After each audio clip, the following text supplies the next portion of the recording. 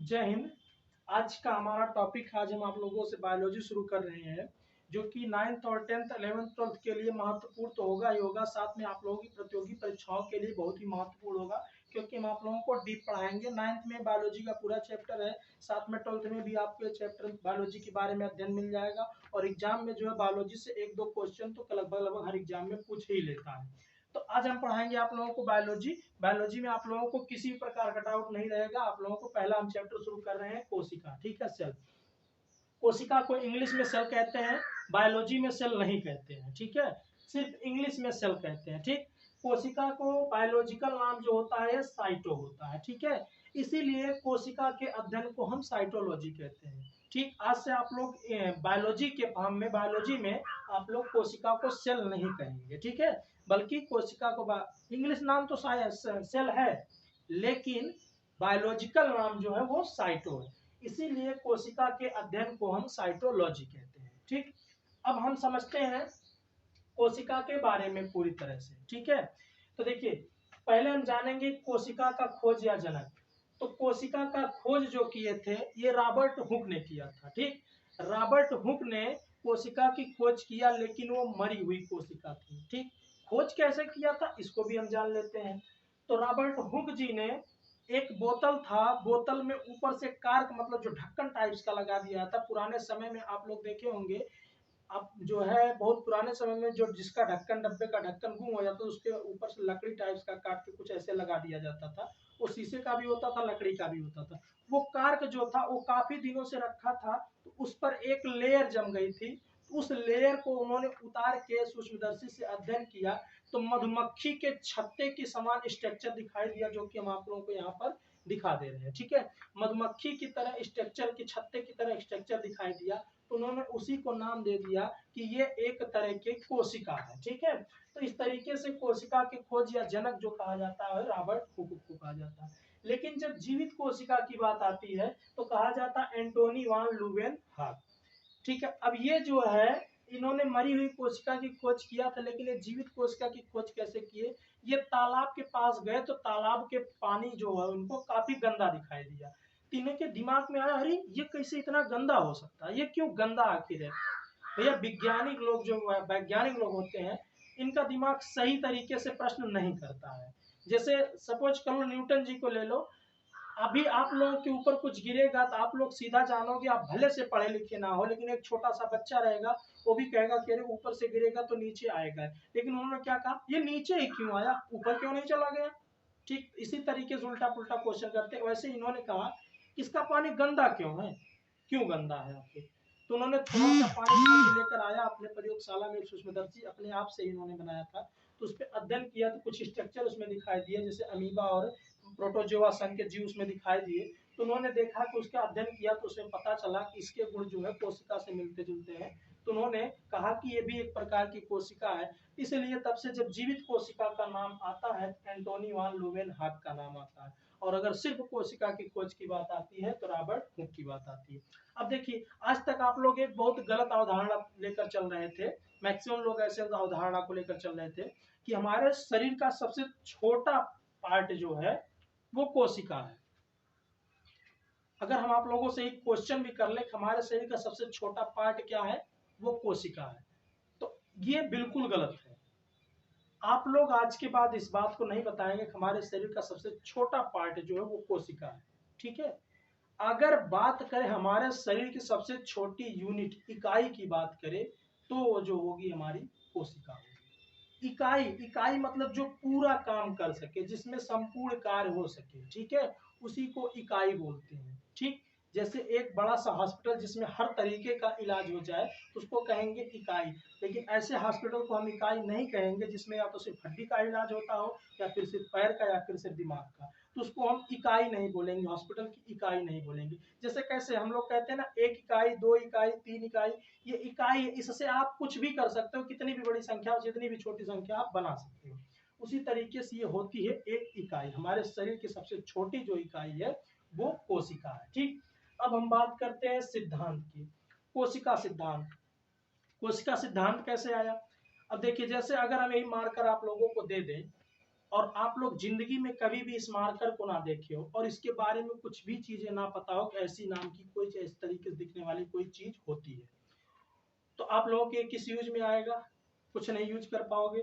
इसको बहुत देखोगे, बहुत सोचो विचारोगे तो शायद जान पाओ कि हाँ इससे लिखने का काम किया जाता है, लेकिन काफी समय लग जाएगा। ये इसकी खोज तो हो गई थी लेकिन इसके बारे में कुछ बताया नहीं गया था, तो इसलिए इसका कोई खास उपयोग नहीं था।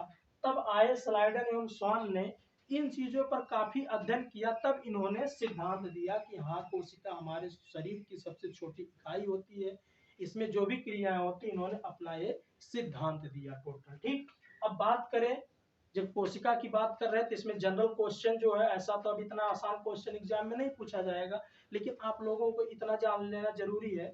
बात करें ओवरऑल सबसे छोटी कोशिका की, तो पृथ्वी पर सबसे छोटी कोशिका जो है वो माइकोप्लाज्मा की कोशिका होती है। ठीक, सबसे छोटी पूरे पृथ्वी पर सबसे छोटी कोशिका जो है वो माइकोप्लाज्मा की है।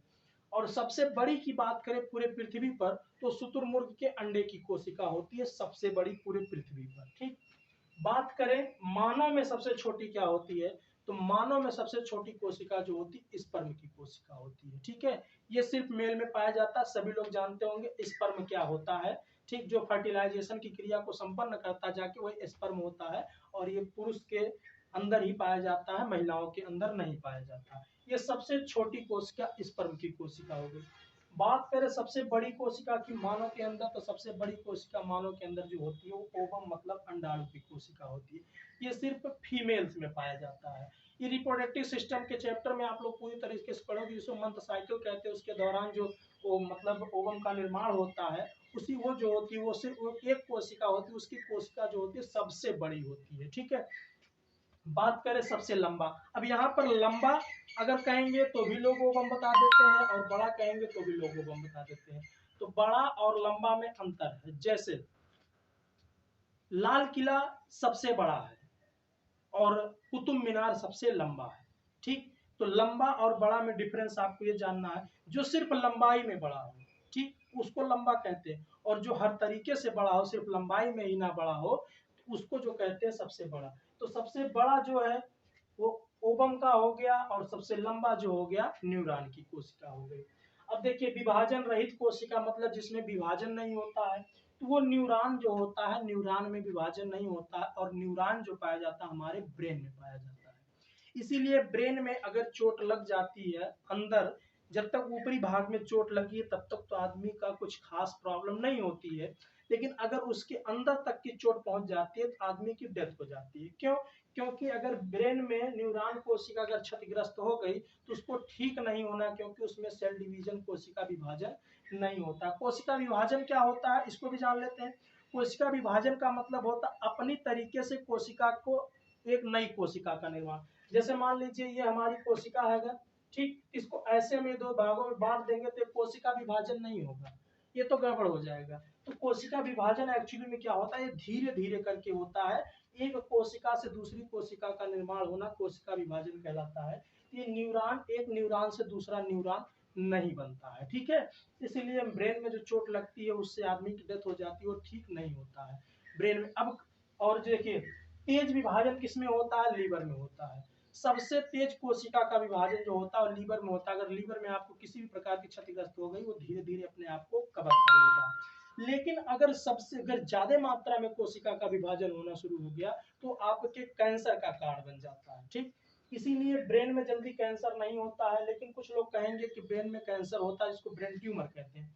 तो भैया वो कैंसर नहीं होता, वो ब्रेन ट्यूमर होता है। अगर उसी को कैंसर की कैटेगरी में रखा जाता है तो हम मान सकते हैं कैंसर है। ठीक है, वो क्यों होता है उसको भी जानिए। हमारे ब्रेन में जो होता है 100% में 90% न्यूरॉन पाया जाता है। ठीक, 90% न्यूरॉन की कोशिका पाई जाती है और 10% गिलियल सेल पाए जाते हैं, गिलियल कोशिका पाई जाती है। ठीक है, जिनमें विभाजन का गुण पाया जाता है। तो यही गिलियल सेल जब तेजी से विभाजन करना स्टार्ट कर देते हैं तो ये पहले लिक्विड फॉर्म में जाके कलेक्ट होते हैं, थोड़ा सा सॉलिड फॉर्म में, और धीरे धीरे ये गोले का रूप ले लेते हैं, जिसको कहते हैं ब्रेन ट्यूमर। ब्रेन ट्यूमर अगर जिसको हो गया तो उसको बचना थोड़ा सा नामुमकिन सा हो जाता है। अगर शुरुआती स्टेज पे पता चल गया तो बचाया जा सकता है, लेकिन अगर स्टेज बढ़ गया तो उसको बचाना मुश्किल नहीं होता। इससे 10% कोशिकाओं की वजह से ब्रेन ट्यूमर होता है। ठीक है, तो ये हो गया हमारा। अब हम बात करते हैं कोशिका किस तरीके से काम में आती है। देखिए, जैसे इस पीछे मान लीजिए आपके घर में दीवार है, ठीक है, तो दीवार की सबसे छोटी इकाई क्या है, ईंट है। ईंट से मिला के ईंट को जब सीक्वेंस के तरीके में रखा गया स्टेप बाय स्टेप, तब जाके हमारा निर्माण हुआ है दीवार का। उसी तरीके से कोशिका को स्टेप सीक्वेंस में जब रख दिया जाता है तो निर्माण हो जाता है ऊतक का। अब बताइए, दीवारें जब चार दीवारें एक साथ हो जाती है तो उससे क्या बनता है, कमरा बनता है। उसी तरीके से जब ऊतक जो होते हैं सीक्वेंस में बन जाते हैं, एक आस पास हो जाते हैं, एक जगहों पर हो जाते हैं, तो हमारा बनता है अंग।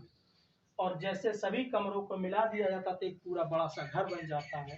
उसी तरीके से सभी अंगों को मिला देने पर हमारे एक पूरे शरीर का निर्माण हो जाता है। ठीक, आई होप ये वीडियो बहुत लंबा नहीं करना चाहते हैं, ताकि छोटी छोटी वीडियो आप लोगों को मिलती रहे, पढ़ते रहे आप लोग। अगर आप लोगों को ये समझ में आया हो टॉपिक, तो वीडियो को लाइक करिएगा और चैनल को सब्सक्राइब करिएगा और अपने दोस्तों तक शेयर कर दीजिएगा। और जैसा भी होगा आप लोग कमेंट बॉक्स में बताइएगा कि इसका मैं आगे जारी रखूं या ना रखूं, इस बात को आप लोग कमेंट बॉक्स में जरूर बताइएगा। आई होप इसमें कोई भी ऐसा नहीं बचा होगा जो आप लोगों को समझ में ना। नेक्स्ट पार्ट में, पार्ट नंबर 2 में हम कोशिकांग के बारे में बताएंगे, कोशिका के अंगों के बारे में। ठीक है, तो मिलते हैं नेक्स्ट वीडियो में। इसमें आप लोगों को कोई भी दिक्कत नहीं, अगर किसी प्रकार की दिक्कत हो रही है तो आप लोग कमेंट बॉक्स में बताइएगा, हम उसका जवाब आप लोगों को दे देंगे। मिलते हैं नेक्स्ट वीडियो में, तब तक के लिए आप सभी को जय हिंद, जय भारत।